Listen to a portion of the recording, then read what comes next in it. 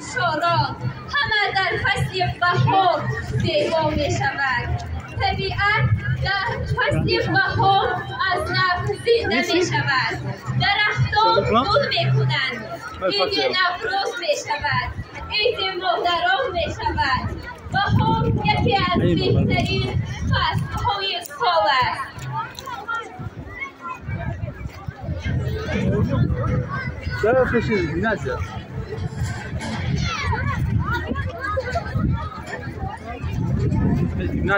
بهار و مرحبا بر تاجیکستان، و این ملگیر نفرکاری و احسان. همه گنجون کناری کشورم را گلستان کن، گلستان کن، گلستان.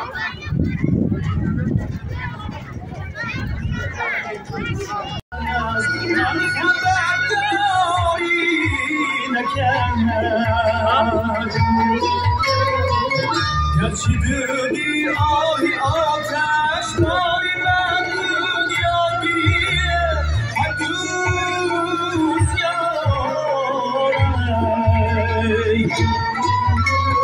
به تو تنهایی کشیدم در من باری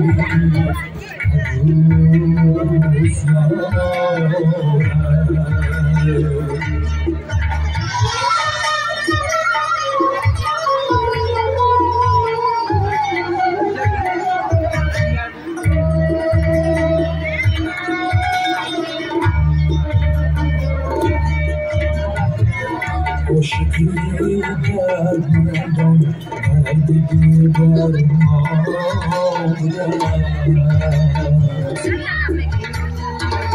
آتشی سوزانی هجران در دلم هوایی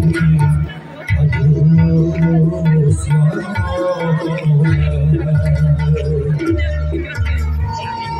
از یکی گرسنه شدم که یار من بی من شکند